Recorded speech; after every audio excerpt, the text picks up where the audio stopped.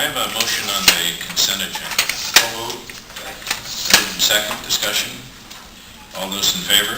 Aye. Consent agenda is approved. I'm going to change the order this morning, and I'd like to move to the ordinances and the public hearing. And I would now open the public hearing. In that regard, Mr. Flaker, I can hear the comments before any readings. Do you want to go through the ordinances, or do you want to go straight to Just the 309? We'll work, I'm going to do them all at this point, but we can begin with 309 since that has what I believe to be the majority of interest. And this is a first reading. So why don't you proceed with the reading? Ordinance number 309, an ordinance of the Tri-County Metropolitan Transportation District of Oregon, TriMet, adopting adjustments to Fareless Square, establishing Honored Citizens Fareless Square Pass Program, and amending TriMet Code Chapter 19. Okay, and I would like to, with the public hearing, I'll take these in the order in which people have signed up. I'd like to have you all please keep in mind to keep your comments to 3 minutes, so we'll have an opportunity to hear everyone. The first is, it's a little hard for me to read. This person writes about as clearly as I do. Is it Robert? You here? Yeah. Yes, on pedestrian access. That may not specifically pertain to 309, but... no, it doesn't. Well, that's okay. We'll hear you anyway. You were the first to sign up. At any rate, you have a paper on 2 items to meet this 3-minute boundary. I rode on one of the demonstration trains. I've lived out on Holgate for about 2 years, so I've been watching the development of things for about 2 years. I was concerned, or have been concerned, about the relative inability to do pedestrian access, shuttle buses, things like that would bring people to those stations effectively. And it turns out that there was an editorial to this effect in the Oregonian about 2 weeks ago saying this is going to be a massive, massive problem for TriMet.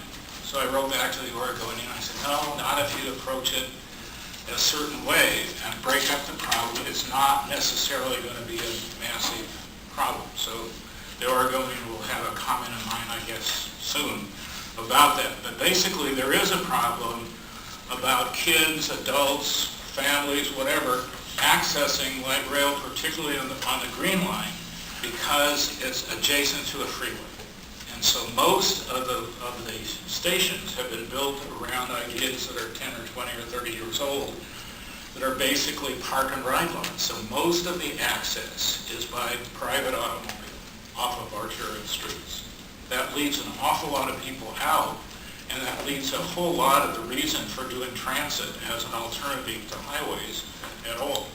So I'm sort of here to ask your interest, not your money or anything, in dealing with this issue and encouraging other folks, nonprofits, whatever, to begin to solve it. And I've been working with 2 school districts, David Douglas and Portland, but I haven't yet found the North Clackamas district to work with.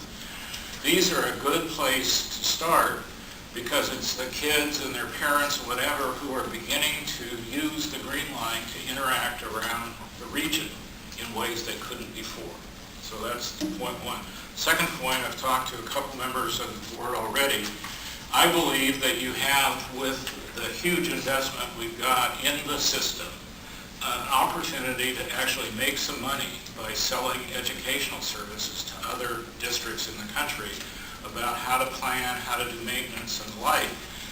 And I've been meeting with the mayor of Beaverton, who now wants a baseball team as well, but meeting with him to see if there isn't a way to use the Elmonica station and the Merlo Road bus station to begin to train people from around the country. And I've also met with the President's office at PCC and leaders at Portland State about putting a few technical people and engineers in the 3-story building that PCC is investing in at Willow Creek.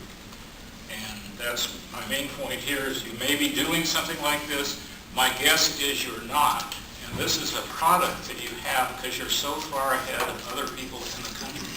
You've got something to sell of an educational nature, and I know you're not an educational institution, but you could be. Very good. Thank you. Very intriguing thought. You've already caused us to start talking. Thanks, Bob. Thanks. Okay, next, Leon. Good morning. I must thank you that I was appointed to the CAT board last month. Okay. This morning I was thinking that if you, I don't know what the ruling has been. Have you decided yet whether to get rid of Fareless Square? Because I was thinking if I didn't have a place to catch a bus to go somewhere, I would be lost, unless only the Max line or something like that. I don't, and ride-wise wouldn't be sufficient. I mean, excuse me, ride-wise, the people that go into ride-wise would be more frustrated than the people that are sort of regulars in a sense, because hey, they've just adapted this new system into their bodies and their minds, but now they can't use it. But the thing is, there won't be any way to catch a bus. How can you catch a bus? Buses that are, they're just dropping off people. You're going to have buses there in the first place. So the best way to do is to pick up people. Because in a sense, if your ridership was down last month, it'll just go further down. Because so many people will find it inconvenient to come downtown to catch a bus when they can't.